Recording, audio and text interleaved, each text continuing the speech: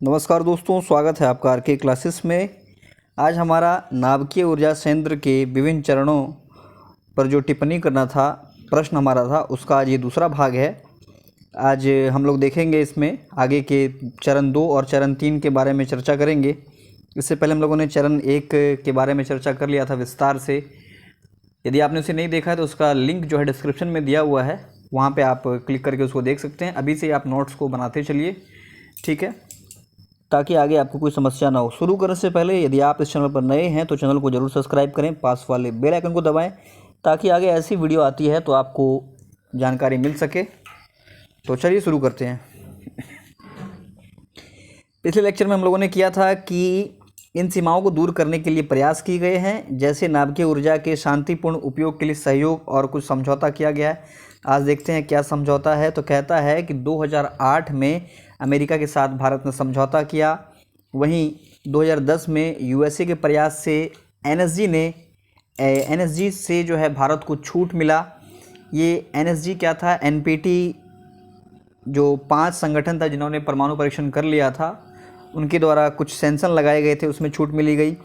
कहता है शांतिपूर्ण उपयोग के लिए बिना एनपीटी पर हस्ताक्षर किए भारत को सहयोग मिला, क्योंकि एनपीटी एक नियम था जिसमें कि जो कुल 5 देश थे उन्होंने जो है परमाणु परीक्षण कर लिया था। अब उनका कहना था आगे कोई भी इसे नहीं करेगा, लेकिन भारत ने इसके बावजूद भी कर लिया था। भारत द्वारा इसके बाद रूस, फ्रांस, कनाडा, कजाकिस्तान, जापान तथा अन्य देशों के साथ सहयोग समझौता किया गया। आगे कहता है कि इस समझौते के क्रियान्वयन के लिए 2010 में CLND civil liability for nuclear damage act 2010 पारित किया गया। इस कानून के अनुसार विदेशी या निजी संस्था के द्वारा तकनीक आपूर्ति के क्रम में यदि कोई दुर्घटना होती है, किसी दुर्घटना की स्थिति में आपूर्तिकर्ता के दायित्व का निर्धारण किया गया। अमेरिकी दबाव इस पर दिया गया, जिसके बाद जो है 2015 में 1500 करोड़ रुपए के साथ एक NIP न्यूक्लियर इंश्योरेंस पूल का प्रावधान किया गया, ताकि किसी दुर्घटना के बाद क्षतिपूर्ति इससे, ये जो इंश्योरेंस फिक्स किया गया, इसे दिया जा सके। पहले कोई इंश्योरेंस फिक्स नहीं था कि कितना क्षति होगा, किस प्रकार का क्षति होगा, तो उसमें जो है कहीं ना कहीं इस चीज़ को इंश्योरेंस के माध्यम से फिक्स कर दिया गया। बात करें समझौते के लाभ की, तो देखिए नाभिकीय अलगाव समाप्त हो गया। भारत को जो है वैश्विक प्रतिष्ठा में भारत की वृद्धि हुई। अधिक क्षमता युक्त नाभिकीय ऊर्जा संयंत्र भारत में स्थापित हुए। उदाहरण की बात करें तो जैतापुर 1600, ये 650 मेगावाट का प्रतिस्पर्धी दर पर यूरेनियम की भारत को प्राप्ति हुई। IAEA का सुरक्षा मानक जो है भारत को मिला। भारत को अन्य संचालन तकनीक मिले। घरेलू निजी कंपनी को परमाणु ऊर्जा के क्षेत्र में भी जो है ये बढ़ावा दिया गया। तो इस प्रकार जो है इस समझौते के लाभ हुए। कहता है कि व्यापक लाभ की संभावना है। फ्रांस, जापान, अमेरिका, रूस तथा अन्य देश की कंपनियों से नाभिकीय ऊर्जा संयंत्र की स्थापना हेतु समझौते किए गए। तो ये पहला चरण था। दूसरे चरण की बात करें तो कहता है कि दूसरे चरण को तीव्र प्रजनन संयंत्र भी कहते हैं। यह चरण जो है प्लूटोनियम पर आधारित है। तीव्र प्रजनन तकनीक का उपयोग इस चरण की जो है मुख्य विशेषता है। आगे देखिए, कहता है कि दूसरा जो चरण है, इस तकनीक के तहत रिएक्टर के अंदर नाभिकीय अभिक्रिया से कई गुना जो है अधिक प्लूटोनियम का उत्पादन होता है। प्लूटोनियम का उत्पादन प्रथम चरण के अवशिष्ट से प्राप्त होता है। तो जो हमारा पहला चरण जिसमें हमारा ईंधन यूरेनियम था, उसका अवशिष्ट ही प्लूटोनियम हमें प्राप्त होता है। यहाँ पर आप रिएक्शन देख सकते हैं। ये इस चीज़ को आप ज़रूर ध्यान में रखें, रिएक्शन को, जिसमें कि देखिए एक न्यूट्रॉन से जो है, मतलब 1 यूनिट यहाँ पर था, इससे तीव्र प्रजनन के कारण यहाँ पर 3 का निर्माण हुआ। तो काफ़ी तेज़ी से इसका निर्माण होता है। इस रिएक्शन को आप ज़रूर लिख लीजिएगा।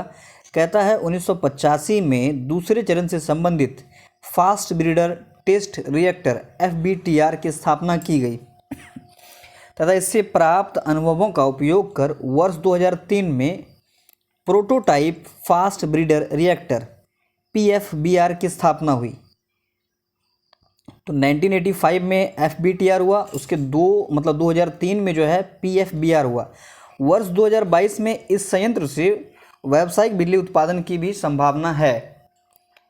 PFBR में प्रजनन अनुपात 1:1 होता है, जबकि FBTR में यह अनुपात 1:3 होता है, जो कि हम लोगों ने रिएक्शन में देखा। बात करें नियंत्रित श्रृंखला अभिक्रिया की, तो कहता है कि विखंडनीय पदार्थ के रूप में प्लूटोनियम का उपयोग किया जाता है, ठीक है, और इसमें जो है मंदक का उपयोग नहीं होता है। दूसरे चरण की हम लोग बात कर रहे हैं। आगे कहता है नियंत्रक के रूप में कैडमियम, बोरॉन आदि का प्रयोग होता है। वहीं शीतलक के रूप में यहाँ पर द्रव सोडियम का उपयोग होता है, क्योंकि भारी जल कहता है कि 102 डिग्री सेंटीग्रेड पर उबलता है, वहीं द्रव सोडियम जो है ये 900 डिग्री सेंटीग्रेड पर उबलता है, इसलिए जो है इसमें द्रव सोडियम का प्रयोग किया जाता है। इस प्रकार इसकी ताप धारण क्षमता बेहतर है, मतलब द्रव सोडियम की। तो इन तकनीकी विशेषता पर आधारित PFBR के अलावा 3 अन्य जो हैं FBTR की स्थापना का भी प्रावधान किया गया है। बात कर लें दूसरे चरण के सकारात्मक पक्ष की, तो कहता है कि प्रथम चरण का जो अपशिष्ट जो है ये प्लूटोनियम उत्पादन के लिए उपयोग इसका संभव हो पाया है, जिससे कि नए खनन करने की आवश्यकता नहीं होती। वहीं कहता है कि इस चरण की तापीय क्षमता पहले चरण के मुकाबले अधिक है। नेक्स्ट है कि प्लूटोनियम का हथियार बनाने के लिए उपयोग होता है, और हमारा जो हथियार है ये प्लूटोनियम पर ही आधारित है। अवशिष्ट पदार्थ की रेडियो सक्रियता जो होती है वो कम होती है। तो इस प्रकार के सकारात्मक पक्ष हैं, लेकिन इसके साथ साथ इस चरण की कुछ सीमाएं भी हैं। बात करें उन सीमाओं की, तो कहता है कि तीव्र प्रजनन तकनीक जो है ये काफ़ी जटिल, कठिन और महंगा है। आगे कहता है कि द्रव्य सोडियम से संबंधित चुनौती है, क्योंकि द्रव सोडियम वायु एवं जल के साथ तीव्र प्रतिक्रियाशील है, जिस कारण बार बार दुर्घटना की आशंका होती है।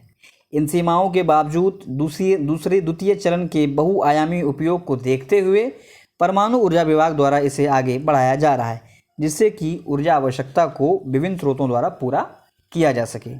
तो ये था हमारा दूसरा चरण। बात करें तीसरे चरण की, तो देखिए तीसरा चरण में कहता है कि तीसरा चरण थोरियम ईंधन पर आधारित है।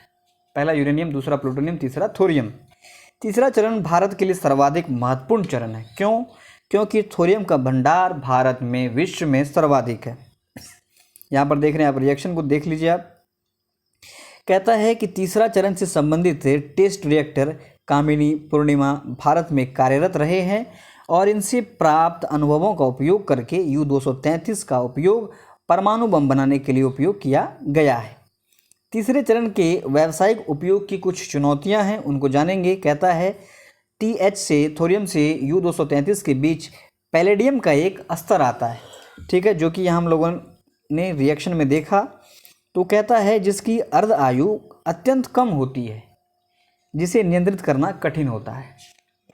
आगे कहता है कि U-233 भी तीव्र विखंडनीय है, इससे उत्पन्न तापमान का नियंत्रण उपयोग पूर्णतः नहीं हो पाया। जो इससे तापमान निकल रहा है उसको हम लोग टोटली यूज़ नहीं कर पा रहे हैं।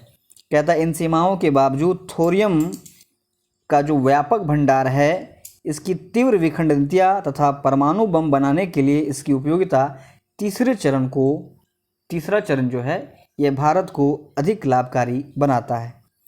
संलयन तकनीक की बात करें तो कहता है कि संलयन तकनीक का उद्देश्य संलयन के माध्यम से ऊर्जा उत्पन्न करना है, जिसमें कि 2 या 2 से अधिक नाभिक को जोड़कर एक बड़ा भारी नाभिक बनाया जाता है, जो कि रिएक्शन में आप यहाँ देख रहे हैं, ठीक है।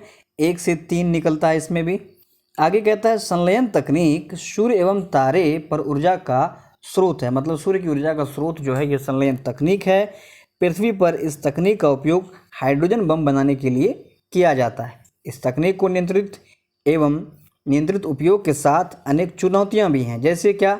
संलयन के लिए आवश्यक न्यूनतम तापमान प्राप्त करने की चुनौती। आगे कहता है कि ट्राइटियम यह पृथ्वी पर नहीं पाया जाता है।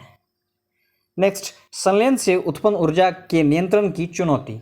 तो इस प्रकार की सीमाओं के बावजूद संलयन तकनीक भविष्य की ऊर्जा आवश्यकता को पूरा रखने की क्षमता रखता है। इसी कारण इसे भविष्य का ईंधन भी कहते हैं, क्योंकि ड्यूटेरियम पृथ्वी पर भारी मात्रा में उपलब्ध है। इस तकनीक का तापीय क्षमता विखंडन से 3 से 4 गुना ज़्यादा है। संलयन तकनीक आधारित संयंत्र की स्थापना के लिए कम स्थान की आवश्यकता होती है। वहीं आगे कहता है कि कार्बन मुक्त ऊर्जा का स्रोत उत्पन्न करता है। तो इस सकारात्मक पक्ष को देखते हुए भारत में गांधीनगर प्लाज्मा अनुसंधान संस्थान से संबंधित अनुसंधान किए जा रहे हैं। भारत के द्वारा संलयन तकनीक के उपयोग से संबंधित वैश्विक प्रयास में जो भागीदारी है ये की जा रही है। तो इस प्रकार हमारा जो प्रश्न था नाभिकीय ऊर्जा के विभिन्न चरण, ये आज भाग 2 में पूरा हुआ। उम्मीद है आप इसका नोट्स बनाते जा रहे होंगे।